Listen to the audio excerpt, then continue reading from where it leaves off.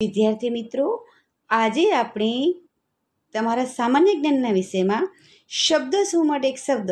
હવે આ શબ્દ સમૂહ કોને કહેવાય એ મેં તમને આપણા ગુજરાતી વ્યાકરણ વિભાગમાં શીખવાડી ચૂકી છું અને તમને શબ્દ સમૂહ કોને કહેવાય એ પણ ખબર છે. તો આજે આપણે તમારી ચોપડીમાં ગુજરાતી વ્યાકરણની ચોપડીમાં તો શબ્દ છે, પણ આજે આપણે બીજા નવા કેટલાક શબ્દો શીખીશું અને જે તમારા ભવિષ્ય માટે પણ યાદ રાખવા માટે તમને મદદરૂપ નીવડશે કે ક્યારે આવો કોઈ શબ્દ હોય તો તમે જો નાનપણમાં જ યાદ કરેલો હોય તો હંમેશા યાદ રહી જાય છે. તો વિદ્યાર્થી મિત્રો, આપણે પાઠ 11 ભણીશું, શબ્દ સમૂહ માટે એક શબ્દ.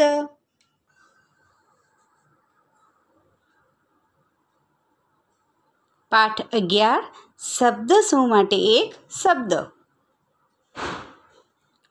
લખતા વાંચતા આવડવું તે એટલે અક્ષર જ્ઞાન, બરાબર ને? લખતા વાંચતા આવડતું હોય એને શું કહેવાય? અક્ષર જ્ઞાન. એના માટે કયો એક શબ્દ છે? અક્ષર જ્ઞાન. જેને શત્રુ નથી તે તો અજાત શત્રુ, બરાબર? જેને શત્રુ નથી તે અજાત શત્રુ. તિથિ નક્કી કર્યા વિના આવનાર, એટલે કે કોઈ તિથિ નક્કી ન કર્યો, વાર નક્કી ન કર્યો એને શું કહેવાય? અતિથિ એટલે કે મહેમાન. નિરાધાર બાળકોને રહેવાનું સ્થળ એટલે અનાથ આશ્રમ, બરાબર? નિરાધાર જેના માતા પિતા જે કોઈ છે નહીં એના માટે ક્યાં રહેવાનું સ્થળ છે? અનાથ આશ્રમ. જેની આરપાર જોઈ શકાય તેવું તો પારદર્શક, બરાબર? જેની આરપાર જોઈ શકાય તેવું તો પારદર્શક. પોતાના હાથે લખાયેલું પોતાનું વૃત્તાંત એટલે આત્મકથા. પોતાની કથા જેને લખ્યું હોય એને શું કહેવાય? આત્મકથા. બાળકથી માંડીને વૃદ્ધ સુધી તો અબાલ વૃદ્ધ, બરાબર? બાળકથી માંડી અને વૃદ્ધ સુધી તો અબાલ વૃદ્ધ. ઈશ્વર છે એમ માનનાર એટલે કે ઈશ્વરમાં માનનાર હોય એને શું કહેવાય? આસ્તિક. જગતમાં ઈશ્વર છે જ નહીં એમ માનનાર એટલે નાસ્તિક, બરાબર? જગતમાં ઈશ્વર છે જ નહીં એવું માનનાર તો નાસ્તિક. જોઈએ તે કરતાં વધુ ખર્ચ કરનાર એટલે કે ઉડાઉ, બરાબર? જોઈએ એના કરતાં વધારે પડતો ખર્ચ કરનાર હોય એને ઉડાઉ વ્યક્તિ કહેવાય.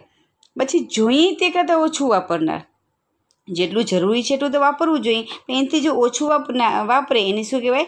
કંજૂસ. જોઈએ તેટલું વાપરનાર, બરાબર ને? તો કરકસર્યું, બરાબર? જોઈએ તેટલું જ વાપર એને કરકસર્યું. તો આ ત્રણેય શબ્દો ખાસ કરી 10, 11 ને 12 શબ્દો છે, બરાબર જોઈ લેજો કે જો જોઈએ કરતાં વધુ ખર્ચનાર છે એના માટે ઉડાઉ શબ્દ આવશે, ને જોઈએ તે કરતાં ઓછું વાપરનાર માટે કંજૂસ, અને જોઈએ તેટલું જ વાપરનાર માટે કરકસર્યું. આકાશ અને પૃથ્વી જ્યાં મળતા દેખાય તે કાલ્પનિક રેખા એટલે ક્ષિતિજ.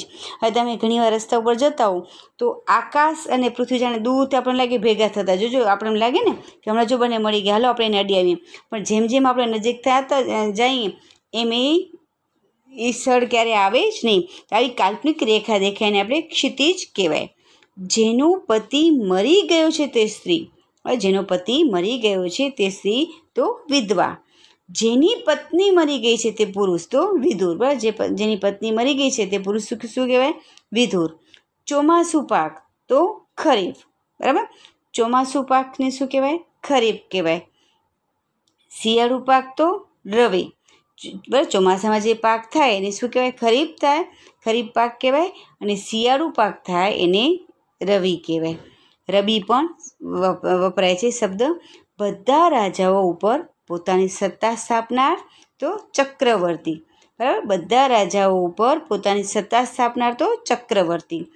પારકાનું ભલું કરનાર તો પરોપકારી, પારકાનું ભલું કરનાર તો પરોપકારી. લાંબો અને વિશાળ અનુભવ ધરાવનાર તો પીઢ, લાંબો અને વિશાળ અનુભવ ધરાવનાર એટલે પીઢ. મોટી ઉંમરની વ્યક્તિઓને અપાતું શિક્ષણ એટલે પ્રૌઢ શિક્ષણ. મોટી ઉંમરની વ્યક્તિઓને જે શિક્ષણ આપવામાં આવે છે એને શું કહેવાય? પ્રૌઢ શિક્ષણ. દરિયામાંથી મોતી કાઢનાર તો મરજીવા, દરિયામાંથી જે મોતી કાઢી આવે છે છીપમાં હોય ને એને મરજીવા કહેવાય. ઘેર ઘેર ફરી ભિક્ષા માંગવી તે તો માધુકરી. આ આપણે પાઠ દરમિયાન શીખી ગયા છીએ કે ઘેર ઘેર ફરી ભિક્ષા માંગવી એને શું કહેવાય? માધુકરી. પથ્થર ઉપર કોતરેલો લેખ એટલે શિલાલેખ. પથ્થર ઉપર કોતરીને લખવામાં જે લેખ લખવામાં આવ્યો હોય ને એને શિલાલેખ કહેવાય. આકાશી પદાર્થોનું નિરીક્ષણ કરવાની શાળા આકાશી પદાર્થો કે આકાશમાં શું થઈ રહ્યું છે, કયો ગ્રહ નજીક આવી રહ્યો છે, કયો તારો તો આ બધું નિરીક્ષણ કરવાની જે શાળા છે એને વેધશાળા કહેવાય છે. એટલે આપણે અહીંયા આટલા શબ્દ સમૂહ શીખી ગયા અને તમારે એને યાદ પણ રાખવાના છે. અને આ એક સામાન્ય જ્ઞાનનો વિષય છે, એટલે કે જનરલ નોલેજનો.